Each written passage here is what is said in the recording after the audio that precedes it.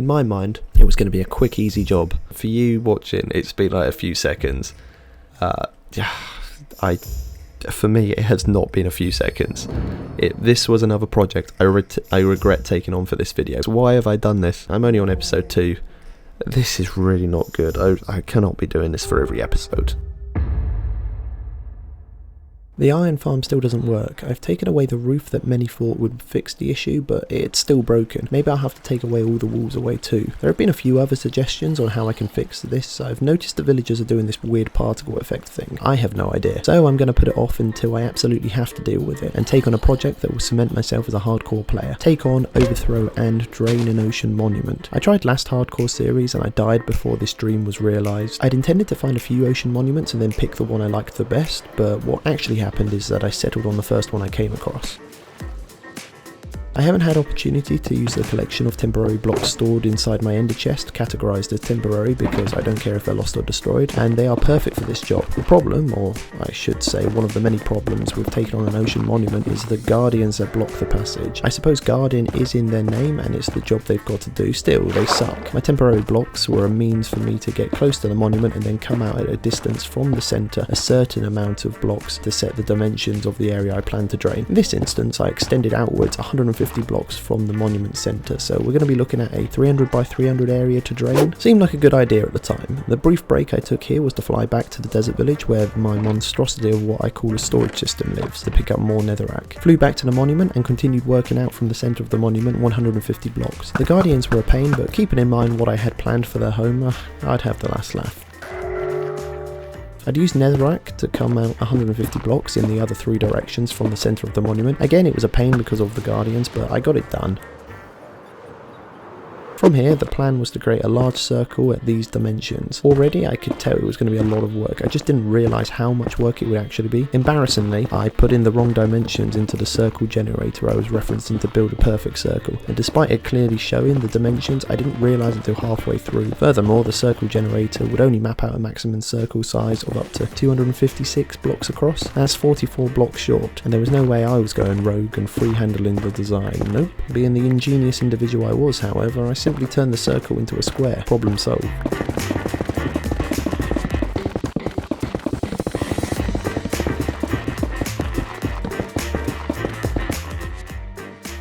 An engineering feat.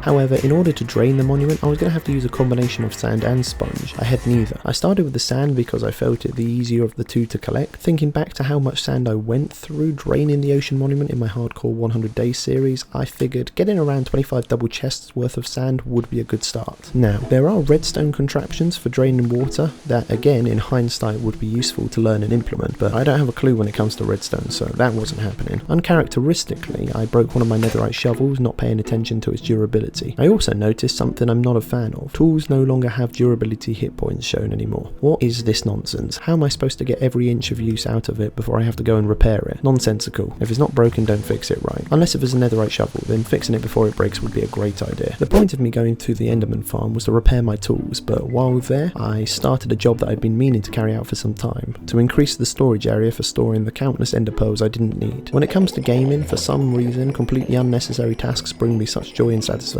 Joy and satisfaction I'd have to put on hold. I didn't have enough wood to craft enough chests needed to fill the newly expanded Enderman storage area. Rather than grow my own trees, I prefer to find forests and take from there. Climate change isn't really a thing in this block-filled universe, so there's no need for me to feel conflicted.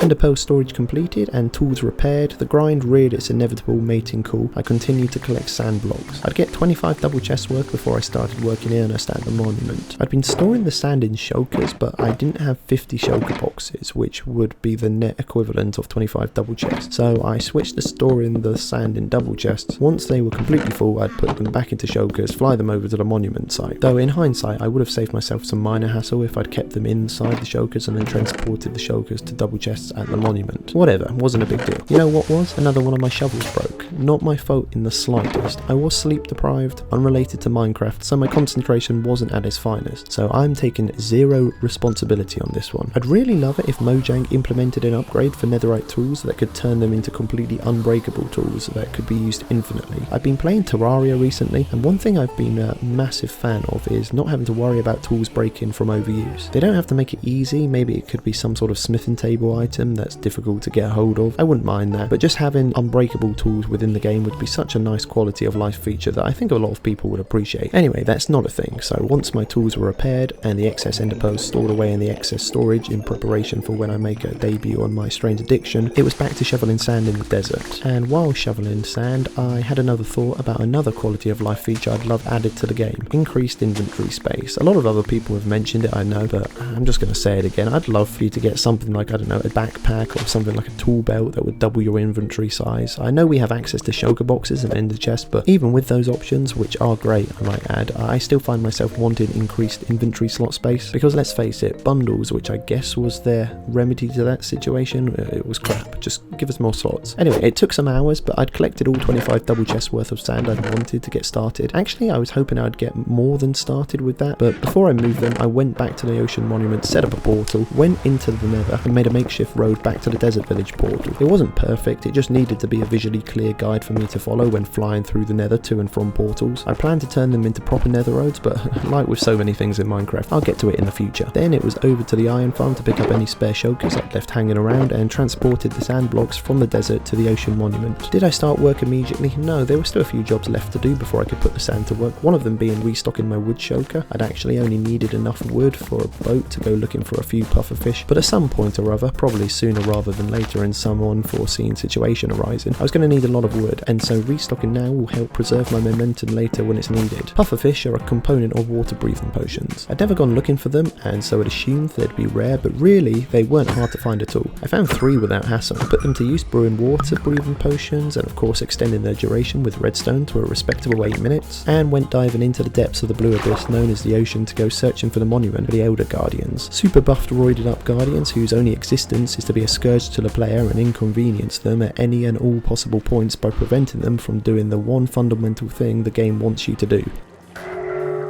mine. There were 3 of them, and one by one I killed them, navigating the watery maze with deft proficiency. My killer intent was nothing short of volcanic, and the highly obnoxious mobs were nothing more than child's play when pitted against my fury. Tyson and Tommy would be scared. After the elder douchebags began their sleep with the fishes, I found and cleared out the 2 sponge rooms this monument held. A stack of sponges was what I had to show for it, and never again would Juice get mining fatigue in these waters. Now, at this point in time, this stage had been set for success. There were only 2 things left to do. One, to build and test out a small redstone contraption I'd found on YouTube that would allow me to place sand at a breakneck pace. And no, this doesn't count as me really using redstone to drain in a monument. I know I said I didn't have the skills necessary to do so, or the knowledge, and that's still true. I don't really count this as a proper redstone contraption, it's so small and tiny. But the second thing was to break any kelp and coral under the perimeter outline that I'd be placing sand. Like with porches, these 2 things will destroy sand blocks when dropped onto them from above, hence why they needed to be removed. And so, with the section of the ocean cleared for where I'd be placing the sand perimeter, I got to work placing the sand using the redstone machine to place sand blocks. It was loud, but 100% the quicker and better option than placing the sand by usual methods. The only annoying part was having to break the machine after a dozen or so block lengths, seeing as that was the limited distance a piston could only push blocks to. But as I said, it still beat placing sand regularly. I tried to lessen this annoyance by setting up the positions for where the machine would be rebuilt at regular intervals further down the perimeter line, with the redstone already put in place. All I had to do was move the observer and 2 pistons each time. It streamlined the process a little more.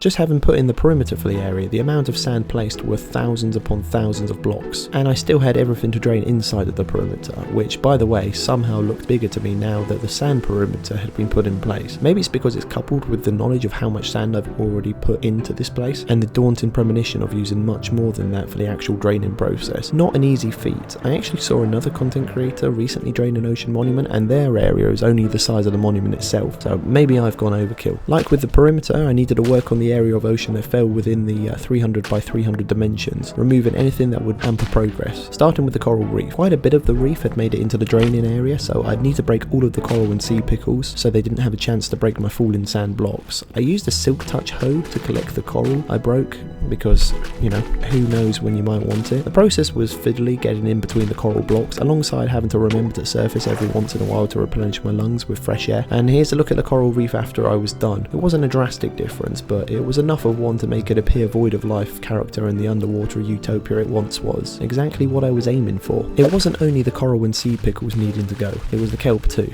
and I can't tell you how happy I was to see how many thousands of blocks of them there were needing for me to remove, and even happier to see the massive amount of broken kelp float to the surface of water when they'd be left to despawn. Sometimes it was a little disheartening to clear an area of kelp only to turn around and see a fuck ton more, but rationality spoke out to me to remind me that it was simply a matter of time until I had an ocean rid of the kelp. Things got a bit sketchy around the monument, with guardians trying their best to prevent the inevitable. If they hadn't guessed what I'd been trying to do when I first arrived, I think they'd gotten a grasp of the impending danger I posed to their existence. Out of all the monuments in the world, why did I have to find and choose this one to drain? Probably what they thought. While they rallied together to face off against the biggest danger they'd ever face, I continued to make progress, swimming in close to the monument, taking out as many kelp as I could, and then swim away with gusto. Doing this, even if only for a few kelp at a time, we all know that it was a ticking clock until all the kelp had been removed. I found switching out from my elytra to my chest plate a wise decision. If I hadn't, I think in some of the confrontations with the Guardians I might have died.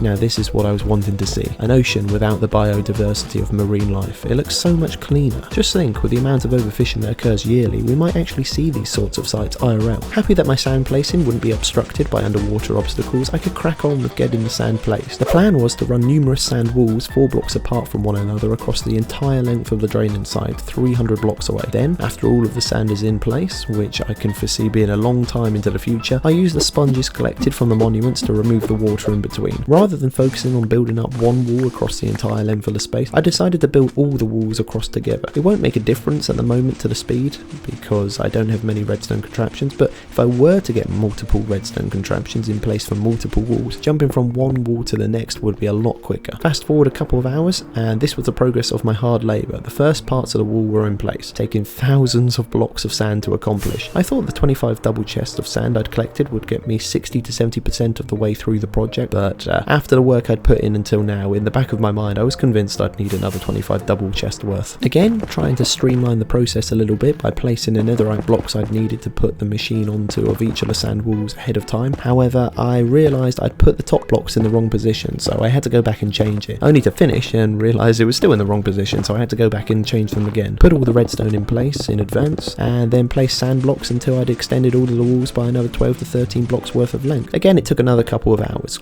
quite a bit of time. Although slow progress is still technically progress, it's hard not to feel overwhelmed with the scale of this project. It was going to take a larger amount of time than first anticipated. I honestly thought it was going to take, I don't know, maybe a couple weeks to get this episode filmed, but that's not the case. Unfortunately, my game crashed and both my observer and pistons got deleted. Frustrating. Made another couple of observers and pistons and re-began work placing sand. As I made progress, I began to craft more observers and pistons and put them in place across multiple sand walls for me to continue placing sand for a longer period of time without breaking momentum by having to move the redstone contraptions. I found it much easier to get into the zone, and progress was slightly quicker, streamlining it a little more. Through experimentation, despite the tutorial explaining that I'd need 2 pistons for every 1 observer, applying my brain slightly, I found that 1 was enough to work in the same way. I'm not sure why it said 2, maybe it just worked differently in a different version of Minecraft, but yeah, I was impressed, although it's not so impressive when you think it's taken, what, thousands and thousands of sand being placed before I figured it out. But it did encourage me to make a load more pistons and observers I could set up in advance to keep the momentum going for even longer. It made a difference. As I've said, it allowed me to move from one redstone contraption to the next, and my productivity skyrocketed. That's what it felt like. I can't stress enough how much of a game changer this was in keeping me focused. And I kept going until all of the sand from the original 25 double chest had been consumed. This is how far that quantity had gotten me. This is 86,400 sand blocks. Remember, there's the sand wall perimeter to take into consideration. With that in mind, all in all, I'd say I was about a quarter of the way through, maybe a little less. Actually, Honestly, I'll say about 22% of the way through. With no more sand, there was no reason for me to stay at the monument site. It was back to collecting sand. The first lot of sand collected, however, wasn't for the monument, but for putting into my mini super smelter for turning into glass. I wanted to trade them for emeralds. I had enough emeralds already for the trading I wanted to do. I just wanted to restock on emeralds after the trading was done. What did I buy? Well, I needed to replenish the shovels and picks I'd broken through my carelessness. That's 2 pickaxes and 5 shovels, including the books to fully enchant them. Put all of the enchanted books onto my backup tools and then mended the shovels I'd come close to breaking but hadn't repaired for my last sand shoveling session before work started at the monument improper. Fully enchanted diamond tools are great, but let's be honest, unless they're netherite, there's still that feeling of inadequacy, and no one's going to respect you.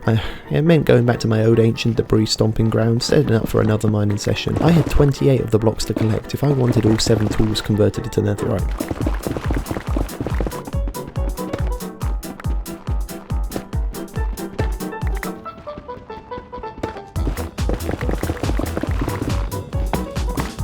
I feel like I've got to explain myself every time I strip mine for ancient debris, because someone will ask me why I'm not using TNT or beds, and it's because I like strip mining. I can put something on in the background to watch and just pass the time in peace. Plus, like I said, it's 28 pieces of ancient debris, it's hardly anything at all.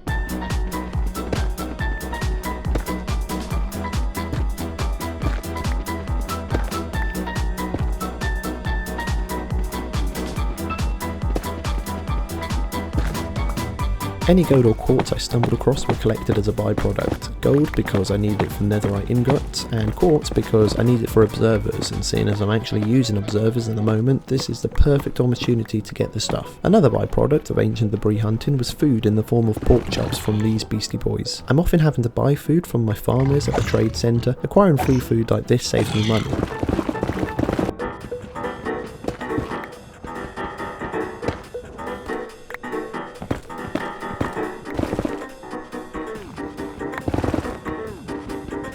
Once I'd found all 28 ancient debris pieces, it was back to the overworld to smelt them alongside the gold, excited to upgrade my tools. Except I'd recently upgraded my world to 1.20 and had no idea that I couldn't upgrade from diamond to netherite without netherite smithing templates. I was dumbfounded at the time. After a quick bit of research, I read that bastions held them. Elytra travel was amazing because I found a bastion in no time at all, killed any piglin brutes and piglins, raided their loot, which luckily for me held a smithing template. Multiplied said smithing template via diamonds and netherite, but unfortunately I only had enough diamonds to get a total of 6. I had 7 tools that needed upgrading, but I also wanted to hold onto at least 1 smithing template for future use, so that's only 5 of the 7 that's going to be upgraded to full netherite. Still, it's an additional 5 netherite tools, so I'm not going to complain. To remedy that, I could have gone searching for diamonds to clone more of the smithing templates, but I didn't want to, so I went back to work collecting the sand. I'd brought over 30 shulker boxes and intended to have them filled to the brim twice over before I'd restart work at the monument. When I returned to that monument, I wanted to get all of the sand placed, or at least a massive portion of it done. And a great start to my sand collecting endeavours, I broke one of my newly replaced netherite shovels. This one was my fault, I wasn't paying attention. After that, I vowed to keep an eye on my tool's durability. I just get too distracted with YouTube or some random thoughts in my head. At this point in time, I think I'd somehow ended up on an hour-long video of a guy getting his head shaved. I don't know, I'm sure we've all been there. And there's not much more to say. All I did was venture deeper into the desert to collect more and more sand blocks to fill more and more shulkers. It was hard but honest work. Once the shulkers were full, I took them through the nether to the monument site, stuck the sand into the chests, repacked and went back to the desert. I missed a broken shulker box filled with sand, so picked that fella up before I lost 27 stacks of sand due to despawn mechanics, transported the contents of that final shulker to the monument, then got back to work collecting sand. As I said, I wanted all of my shulkers filled with sand twice over. This would be the second batch of shulkers, but didn't work for long because I realised all of my backup shovels were on the verge of breaking, meaning enderman farming. With the amount of ender pearls I'm collecting as a consequence of the amount of time I'm spending here, I'm starting to view myself as a librarian, except I collect the dead souls of endermen rather than the words, ideas and imaginings of books. Dead souls collected and tools repairs, I got back to work collecting sand. I'd like to say I didn't see any excitement, but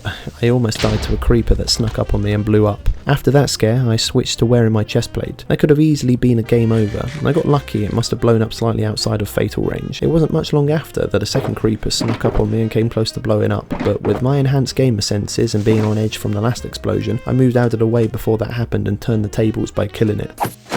After that, I thought to myself that I probably should stop collecting sand at night. It's a pain having to go back to my bed each time the sun goes down, but it's a first world problem that I'm sure I can cope with. More often than not, I found myself compromising and staying out for some of the night. Compromise, exactly the sort of word you want to hear in a hardcore Minecraft playthrough, right? During my time in the desert, I felt like an archaeologist and an adventurer on par with Indiana Jones, uncovering a buried desert temple and going inside to explore the lost secrets it held. It was extremely underwhelming. There were no chests at the bottom of the trap shaft, so I left and went back to collecting sand. It's slightly hard to make out on screen because the uncovered sandstone is the same colour as the sand, but my digging antics have drastically changed the shape of this terrain. I'd stripped much of the desert of this sand and had filled the second batch of shulkers to the brim, took them over to the ocean monument. After unloading, I had 38 double chests of sand. I was hopeful it was enough sand to get all of the sand walls placed in preparation for the draining phase of this project. Now, at this point in time, sand is my second highest mined block. It's higher than both dirt and netherrack, both as you can see I've collected a lot of, but still has not been enough to dethrone the stone from the top spot. Puts into perspective how much stone we actually had to remove from that iron farm area last episode. My shovels are once again close to breaking point. With the amount of time I spent at the desert, I'm pleasantly surprised I stayed focused enough to not break any more of them.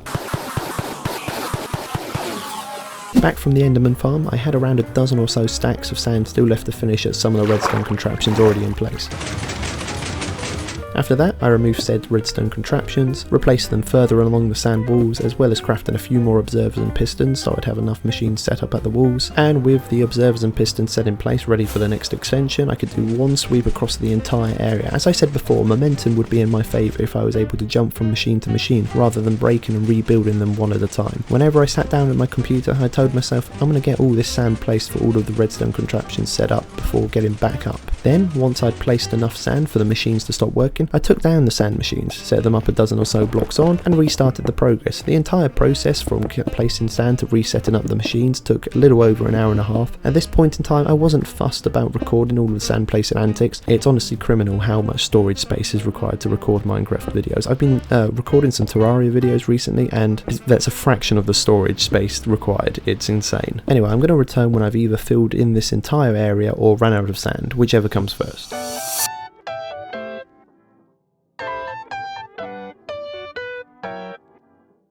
Oh, and for those who have asked me to get the replay mod, I have considered it, I really have, but when I looked into setting it up, it kind of seemed like a lot of work. It probably isn't, but it seemed like it to me, and I'm someone who wants minimum inconvenience. I simply want to play games, record them, and put them onto YouTube for fun. Learning how to install specific mobs is a bit of a pain and not so fun. Is that wrong to say? Back again. I have not finished, but I have officially passed the halfway mark, and I've been getting hit by Guardians ever since I crossed into a 50 block radius of the monument. But with my chestplate donned, there's nothing they can really do to pose much of a threat. At this point, their laser beams are nothing more than tickles. I've been beginning to burn through larger amounts of sand than expected. I didn't take into account that I started in the shallower warm ocean side of the draining site, but I'd been moving into the deeper ocean waters, and that had meant more sand blocks were needed to build the sand ball from the bottom of the ocean to the surface. Now I'm slightly concerned that the sand I've collected won't be enough to finish the area. On a positive, if I am past the halfway mark, it is downhill from here, as far as sand placing is concerned, that is. Okay, I fast forwarded again, and as you can see, I've made progress. The monument you could once see can no longer be seen. For all intensive purposes, it could be a completely random portion of the ocean I'm trying to drain. As you can clearly see though, it's not finished. There's about a third of the area still left to fill with sand, but I can't because I'm completely out. That answers the question of would it be enough for the rest of the area. I underestimated the ocean's depth. That's my own fault. And I've got to deal with the Mariana Trench on top too. I'm sure James Cameron would be on board. I mean, if it had no water, he'd be able to get to the bottom without a submarine with limited visibility.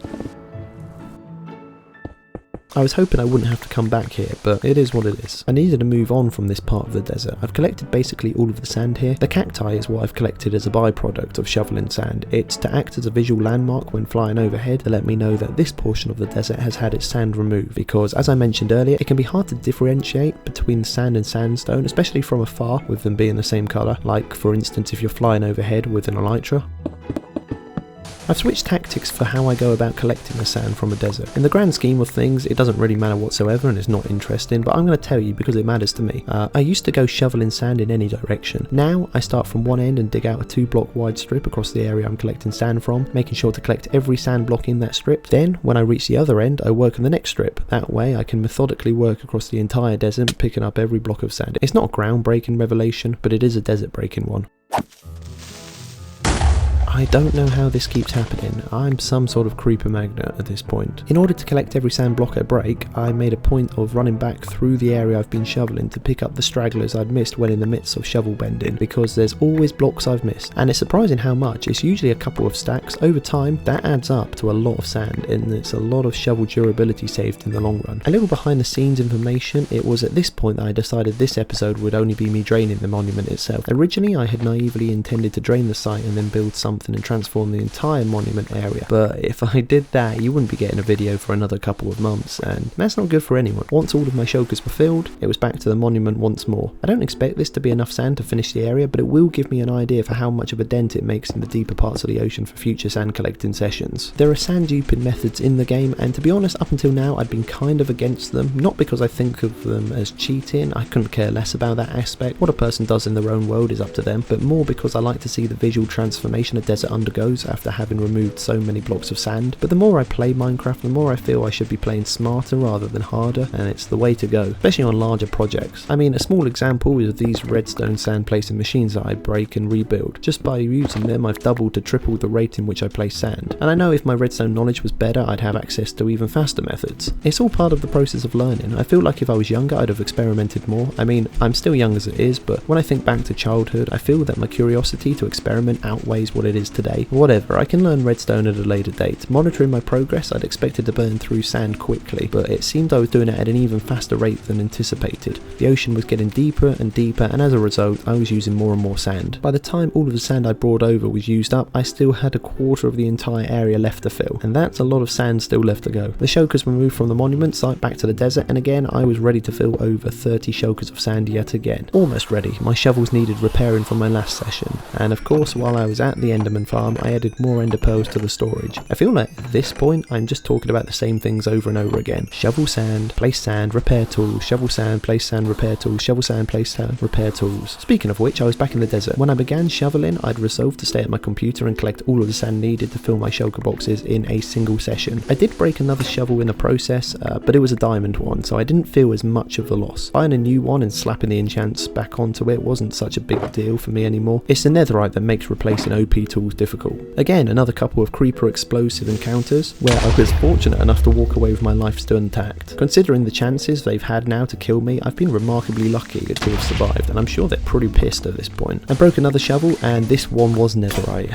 The loss was felt a lot harder. And again, another rough creeper explosion broke up my time collecting sand. I've really got to be more wary of my surroundings. At this point, I don't know how I'm still alive. You won't be surprised to find out my attention was split between this and watching YouTube tier videos, so maybe I deserve it, but live another day, that's what I say. Anyway, after 6 hours of sand collecting, all of the shulkers were filled. A lot of time, but I had nothing better to do. I was waiting in for a new phone to get delivered. The one I currently has never has signal, has a cracked screen with a portion of it that doesn't work, and the camera no longer operates, so as far as I was concerned, get it out of here. After that session, I was really hoping that the sand I'd collected would be enough to finish what I had left to fill at the monument site. Instant flash forward, you can find out right now that it was not enough to fill what I had left. I had about now 1/8 of the area still left to go. I was so close, and yet it's still going to mean thousands of blocks of sand. The end is in sight, but it's still so far away. So back to repairing my tools at the Enderman farm before heading back out to the desert for the final time, and it was going to be the final time. I was going to make sure of that. I still didn't know how much sand would be enough, but I thought if I err on the side of caution and collect too much, I'm much less likely to have to come back here for a final time, because like I said, I had resolved that this was going to be the final time. I was sick of deserts, and this is going to be the final time I ever come to this Enderman farm to repair my tools. This video, that is. And this would be the last sand placing session I have to do this video, if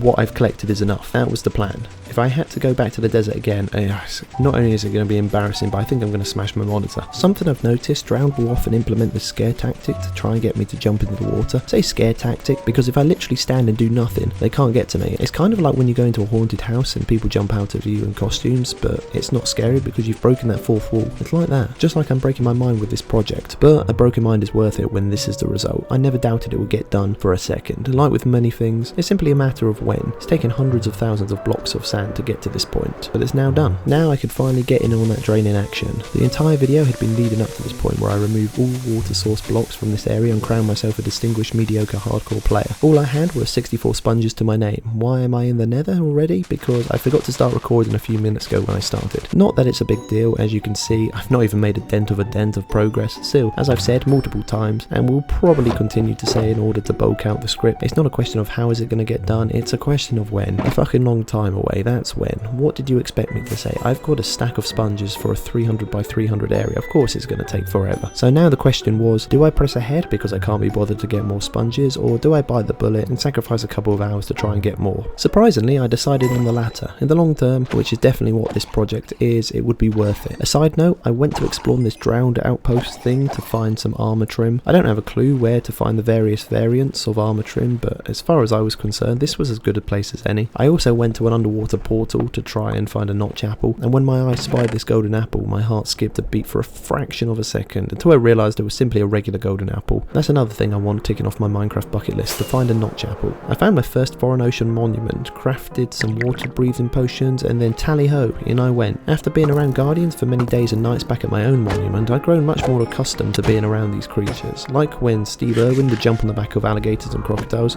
I would swim in and take out guardians and elder guardians without care in the world. And guess what? As a reward, no sponge rooms. Monument 2, I got a lot luckier, probably to make up for my last one, because I found there were 4 sponge rooms. That's right, your ears do not deceive you, 4 sponge rooms. All I had to do was first kill the elder guardians. 2 of them I could easily find, but this bloody central one that resides at the top of the monument was a nightmare to find. I ended up going round in circles, and you know when you've tried so many different directions that you think, I'm going to go this way because I haven't gone this way before, only to find out that you have been that way and you forgot you had that exact same thought a minute ago, and in a minute's time you're going to repeat again because you've forgotten you went there again. No, just me, okay. Well, in the end I resorted to slowly mining through the roof and dropping in to kill him that way. I wanted to swim in and surprise him with a cool entrance, but I felt pretty pathetic coming in this way. By this point I'd ran out of water breathing potions, so I had to fly back to my monument, pick up the pufferfish I'd been collecting to make water breathing potions that I hadn't thought to put in my brewing shulker box inside my ender chest, made the potions. Oh, and by the way, you can probably see an armor trim inside my inventory. I just ended up obtaining it. I don't know where from. I think, don't quote me on it, but I think it's from after I killed an elder guardian that it got dropped, but I can't be certain. Went back to the monument, got frustrated that I couldn't find the sponge room, so mined through walls until I found them, took the sponges, went into the nether, dried them out, and got to work placing sponges. There was another monument I'd come across on my travels, but honestly after that last one, I wanted a break from them. With my newly acquired sponges, I'd been holding on to the hope that it wouldn't take long to remove the water, but the harsh reality soon dawned on me. My crestfallen mood wasn't helped from ghasts blowing up my sponges in the nether when I had placed them. They're so aggravating, I hate them. I hate them so much. To counter the huge scale of the task at hand, I tried many different techniques for placing the sponges. The problem is I have a very finite number of sponges, meaning I have to collect them after use, and that can sometimes be as, if not more, time consuming than the placement of the sponges. Now I understand why people don't drain huge areas of the ocean, and if they do drain monuments, do the bare minimum. And there I was saying earlier in the video, I'm trying to work smarter, not harder. Yeah, this is definitely not smarter, is it? The more water I drained, the more I came to see that the collection of the sponges was the worst part. If I didn't have to pick them back up, I'd be draining this place quicker than Badlang chugs. I'd started to place my sponges in an enclosed space in the nether so ghast wouldn't be able to blow them up, and as far as technique goes when it comes to placing the sponges for draining, I prefer placing the sponges from the top of the sand wall, descending to the bottom like a staircase, breaking the one previous as I go. It takes longer to remove the water from the trench overall, but picking up the sponges is less annoying, and I'm much less likely to lose any, and stay at my computer for longer, so for me, that's half the battle won. After a couple of hours or so in total, the second trench was drained. Only 72 left. Progress had been good so far. It's been a long process with not many issues. I think the biggest problem with mobs spawning on top of sponges during the night and then dropping down to try and kill me, which I don't have on camera, but it did happen and it was annoying. But I'm also still here, so yeah, that's also a good thing. The large section in the middle I haven't drained. I've been putting it off because of how many guardians are bound to be in that area. I've come into contact with some guardians, but not many, and so I thought I'd leave this area for last. The draining wasn't as bad as I thought. Yeah, I had to deal with guardians from time to time, but not as often as I thought, and with full netherite gear I was never in danger. Draining the water on top of the monument was quicker than expected. I've been removing the water, and obviously sometimes that means from time to time fishes are left dry and stranded, which must be a literal mindfuck. One moment you're swimming about and the next the water disappears literally from nowhere. Realistically, I could have opened a sushi restaurant on the back of the amount of fish I've killed. Even dehomed a few dolphins along the way, but those creatures are deviants and I had no intention of being a victim of forced copulation. There's still water on the inside of the monument and for sure bound to be a ton of guardians in there too, but the monument is uncovered. It took 3.5 hours. I was expecting double that amount of time. I must have been getting quicker. There have been some serious sessions put in to get to this point, but now we have an entire area that is drained. Weird to think I was swimming about in this place removing kale not too long ago. Okay, that's a lie. It was a long time ago, but you get the point. This place used to be completely different until I intervened. The only thing left was to remove all of the sand. I started with a test. Could I take out the bottom sand block along the bottom of the sand walls and replace them with torches so they'd fall and break on their own? Turned out I could. Great, because I knew this method, if it worked, would be quicker than breaking all of the blocks individually. Plus, it's going to save many trips to the Enderman farm, which, as I said earlier, I wasn't going to go back to there in this video. Once I got into the rhythm of it, progress started to fly by. The only issue was that sometimes when I'd get as far as I could with the torches I had on hand, when I ran back to collect sand, many of the sand blocks had already despawned, and so I was losing thousands and thousands of the stuff. So to remedy this, I turned the render distance and simulation distance as low as possible to try and offset the despawning mechanics for broken blocks. And even in a change of location, creepers are still blowing up on me. I was wearing my elytra at this time and somehow got lucky and took only a couple of hearts damage. It must have been positioned far enough away again that its fatal blast was far enough away for me to escape with minor injuries. Another reminder to go back to wearing my chest plate. Man, I should have died so many times. The peculiarity of not being able to see into the distance is offset by the fact that with so many sand walls surrounding me, I'm not missing out on much visually, but I'm happy to report that the tactic had worked. I was able to retain most of the thousands of blocks of sand, seeing as I spent long enough collecting all of it. It makes sense to try and retain as many of them as possible. I'm certain I'm going to need them for a lot of glass or something in the future. And to be honest, this is basically all I do for the rest of the video: break sand and place torches.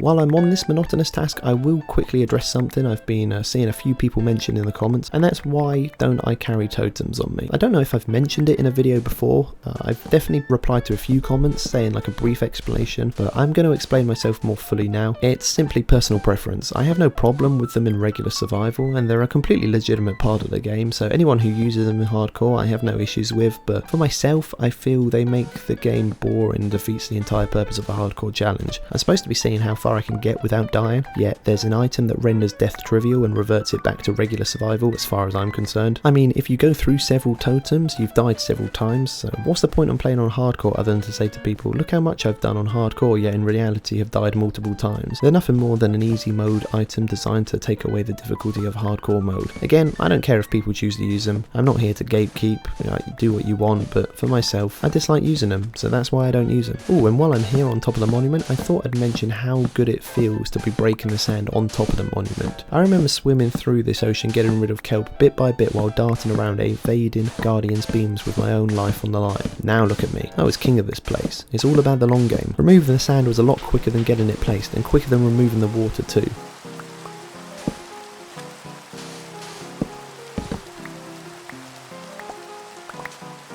And here is the finished area. It looks like a bomb site, there is no denying it, but the monument is officially drained, and now I'm free to actually start the project I want to start in this area. There's still the odd sand pillar here and there, but I still consider the draining a success, and I've got some plans for this place, and while it may be a long time in the making, it's all a matter of time.